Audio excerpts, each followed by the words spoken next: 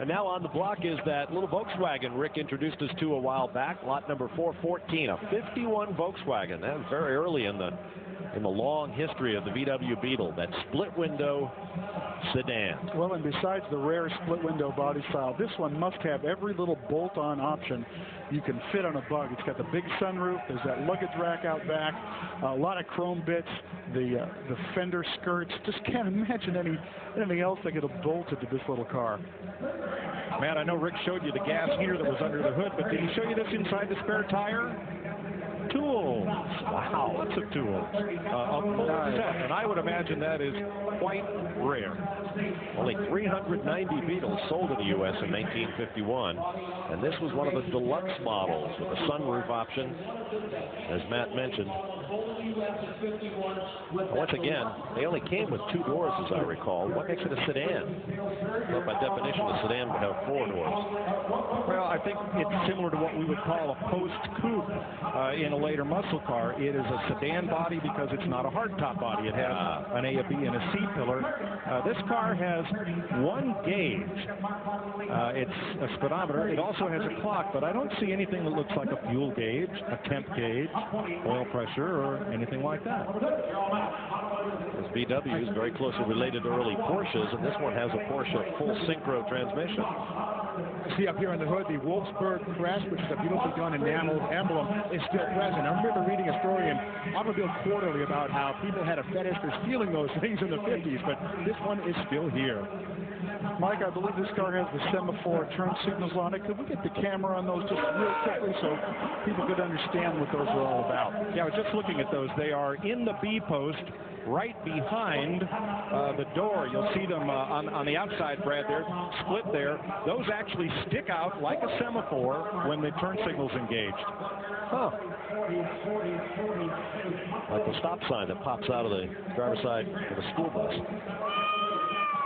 45,000 out of it, it's going to be time 5. Up 42,000 out of it, it's going to be time 5. 45, 45, 45, 47, 47, 15,000, up 52, 52, up 52,000 out of it, it's going to be time 1 out of it, it's going to be 15,000 up 15 block, how about 2 up 52,000 top, your man's out. That couple is determined. 51. 51 here on the stage, 52,000. He asked Gamey to stay with me. I'm not going to lose this car. Gotta go, now two, 52,000.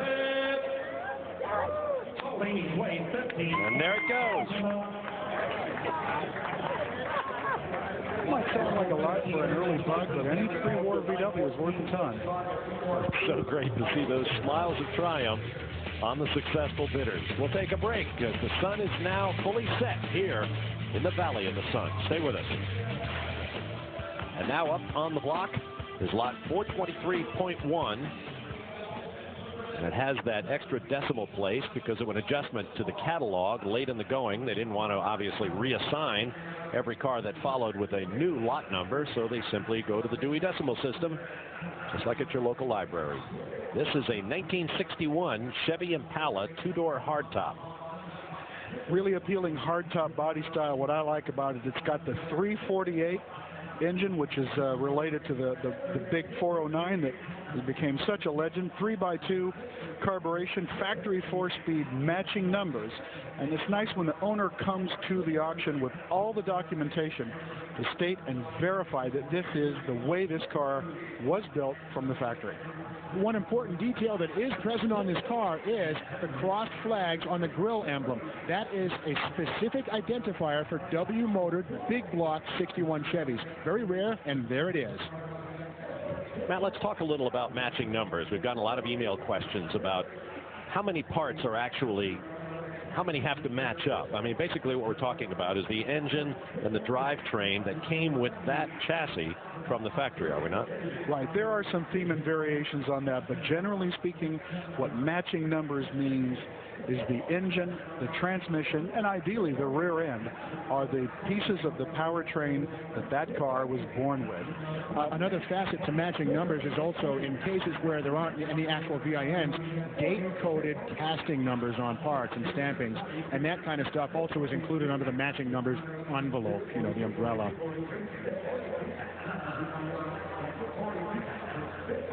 Good-looking car.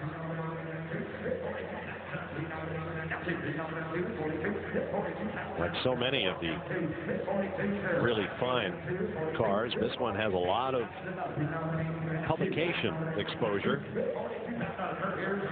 It's a matching numbers in Palo.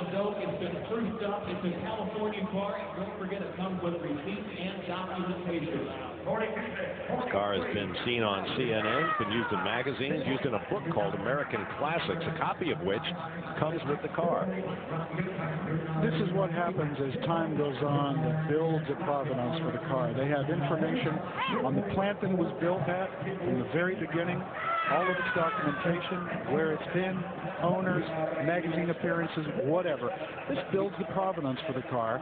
I like this car. It's well presented, great equipment, and we have not yet hit the cost of restoration.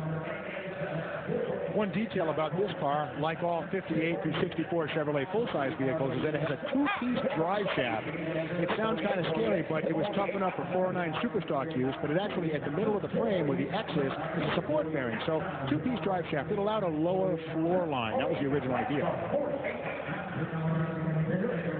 48, sir, you'll be a class that final call, 48,000. 48,008, sir, you got 8, 48, 48,000.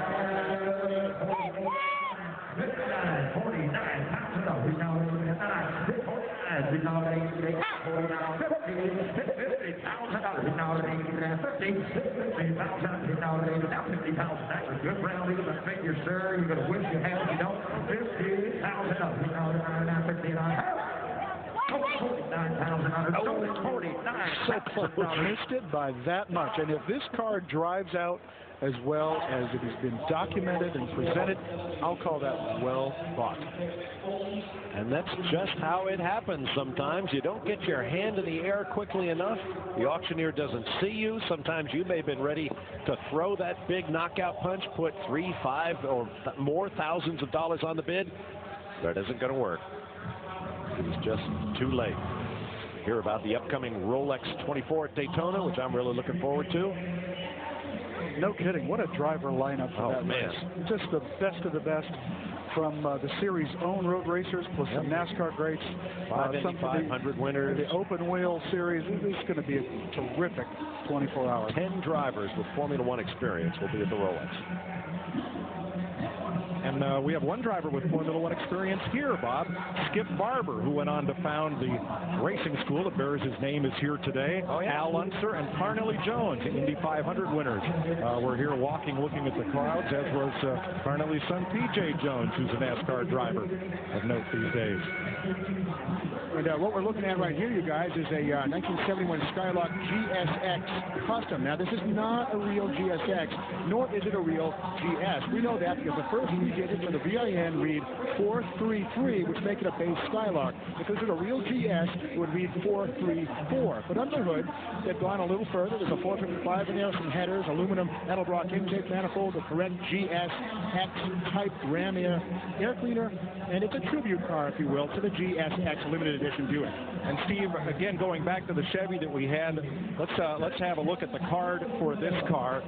And there's no representation here, as there was not with that SF396. It says it's a Skylark Custom, non-original motor. So everything you say about the car is how the car is represented to the bidders. Yeah, custom is kind of that nice catch-all word that refers to, hey, things aren't factory stock.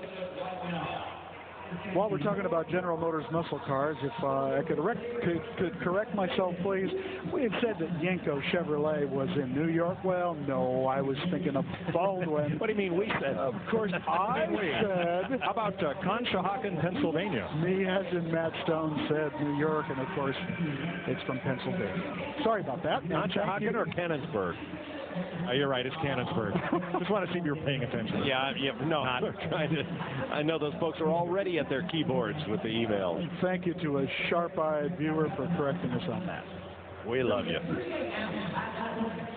Well, as we often say, we're enthusiasts. You folks at home are the experts on one or more particular cars, and we really do appreciate your comments. And if we're wrong, we're happy to make corrections.